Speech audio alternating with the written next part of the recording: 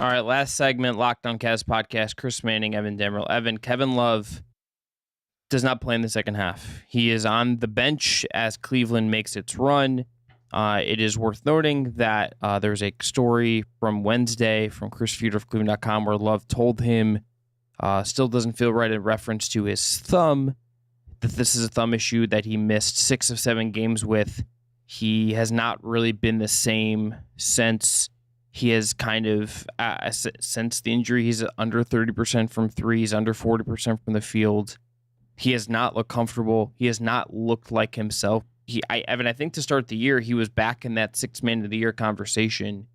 And that is now like out the window. That is now entirely out the window for him. He has fallen off a cliff, and it's been a really long stretch now. And it's a complicated thing because Kevin Love is this guy who won a title, who is really respected in the locker room, who provides something they really need when he's healthy. And it's some of what the shooting that he provides, the elite spacing he provides, is a skill no one else has. And it kind of helps you have the personnel, I think, to mask some of the things that he does. The problem is right now he's not making shots. And there's not like an obvious solution to me just to kind of to just do what you're going to do here. But he's hurt right now. And I'm kind of at the point where I wonder if you should just let him sit for 2-3 weeks, get healthy, and you see what he looks like after that. Yeah, I think the All-Star break is going to be a blessing in disguise for Kevin Love, just to let him get right quickly. Some folks think like, oh, just let him keep shooting it, but it's clear like his shooting mechanics just aren't there. Like his shots aren't falling. JV Bickerstaff was actually pressed about this a little bit on Tuesday. They headed to Memphis. Like, well, what else provides you? Shots just aren't falling. And Bickerstaff mentions the rebounding, which would fair thing. Like Kevin Love is still a very good rebounder for his age and just like how the Cavs utilize him at this point. But he's just such a defensive liability for the Cavs. And I think I have to give a lot of prop to JV Bickerstaff on this one because he at least had the gumption to bench Love the entire second half, didn't let him become a liability because Memphis has a lot of size at Jaren Jackson and especially Steven Adams. And maybe you wonder like how these situations unfold if Love's shot was falling. But if he's not providing you anything on offense, he's such a liability on defense, and it's just so hard when the Cavs play him at the 5 and like they'll put like Evan Mobley or Lamar Stevens at the 4. And it's just kind of hard to plug and play with him. And you and I, or at least myself, was hoping that with Ricky Rubio being back, that was a way to get Kevin Love going a little bit. But the issue with that is Rubio's on a minutes restriction right now. Like he's still playing about 15, 16 minutes a night. And maybe he'll get a little bit more against Golden State and Milwaukee. At least one of those, playing both of them this upcoming weekend slate. And then post All-Star break, maybe they work on things a little bit more. But the Cavs bench is just flawed right now. I think the injuries and just like the random lineup shifts and changes certainly is easy. I think if you have Dean Wade back, it's a little bit easier just in terms of like 3-point shooting and rebounding, and mitigates some of what Love provides you. And also because Wade gives you it's a bit of an upgrade too. And I think it's just like the Cavs need to take a nice, long, hard look in the mirror and say like, yeah, we have to prioritize 3-point shooting, some wing depth, maybe just find ways to make this oddly constructed roster and flawed roster work. But I agree with you. I think the Cavs should consider shutting down Love, let his thumb get right 100%. I thought it was odd because he's like first and probably only player that was listed as doubtful for a Cavs game to be upgraded to available in less than 24 hours time after he took a nasty, like the thumb injury looked pretty brutal when he watched it on replay at home for that home game when he injured it. And I wonder if maybe like he tried to rush it back. He tried to fix things a little bit just because like the Cavs are a little bit waving a little bit, but I don't know. It's tough, but at least props to JV. You know, like Kevin's just not working for us right now. We need to tighten up the rotation, shore things up. Sure, you're playing a lot of minus shooters like Lamar Stevens and Philly Isaac Okoro had his shot going tonight, but in the second half alone, like guys who didn't play, Love and Jetty Osman were the two, and those are like your two biggest defensive liabilities off the bench. And you only got minutes from Ricky Rubio, and you got some okay-ish minutes from Hall and Neto, but like the Cavs leaned heavily on their starters in this game against Memphis, and I just think their bench is kind of stringing a little bit of the production a little bit, and it's not a luxury. It a bit of a liability, and I don't know.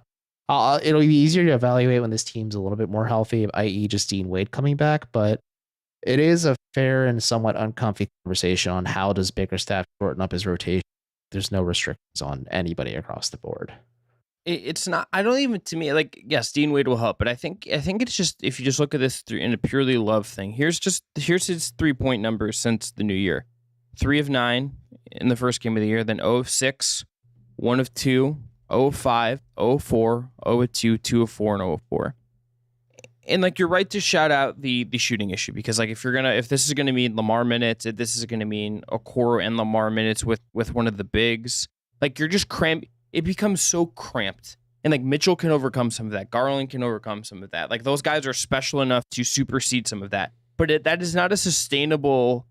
I don't think that's sustainable. And I think that leads you to like, look, you need to probably find Cedi Osman minutes.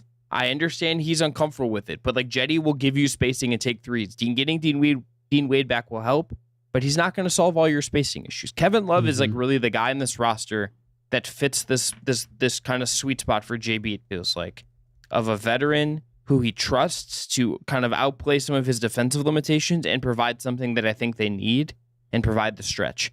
I think that the best version of this team has a healthy Kevin Love in it, but if Kevin Love is playing like this, it's a problem. It just is. If this thumb issue is gonna like linger for whatever reason, like, we don't know. We don't have the injury. We haven't, we can't get access to the doctors. JB, I think, certainly is, as is his want, but is not going to be forthcoming about like really what's going on there, and Kevin probably won't either. I think until Kevin is healthy, or like it gets healthy enough, this hangs over every minute he's going to play. And I do wonder now that he didn't play in the second half. I will look to Friday. We'll look to the Warriors game, and I wonder if does he get the net off? Does he not play? What does that look like?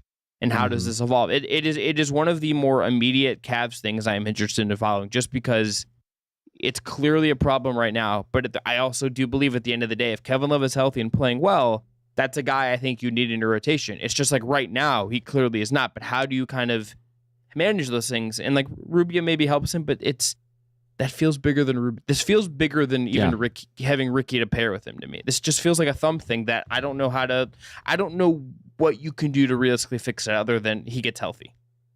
Yeah, and that's just the only solution. And Chris mentioned the numbers, just like context. After the Memphis game, Kevin Love is on 16.7% of his three-pointers in the month of January. So since the turn of the calendar year, he's dipped about 21% because he's hitting 37.9% of his three-pointers in December. So it's been a rough outing for Kevin Love. I think Chris and I said like it wasn't going to be sustainable what he had last season coming into this year.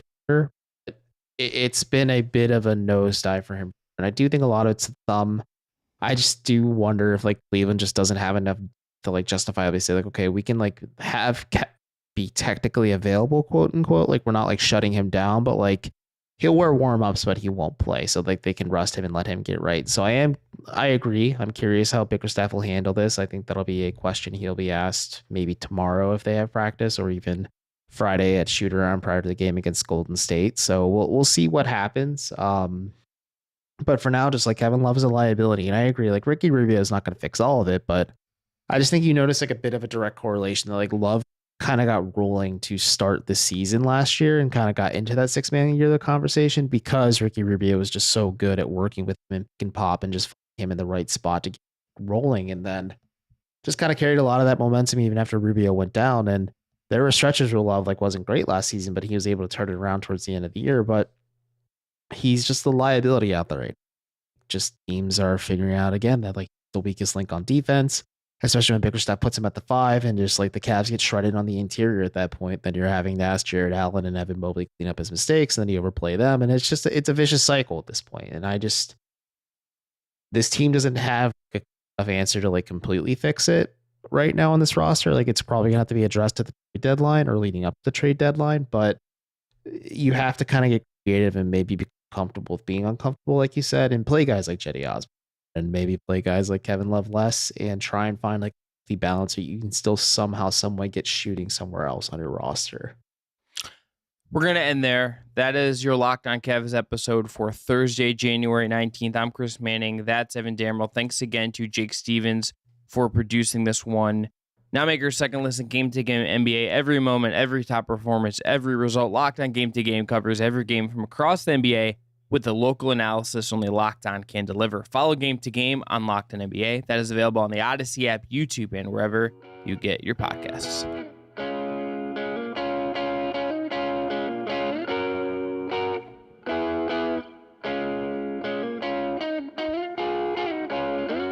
Sorry, Jake. That was a little gross at the end.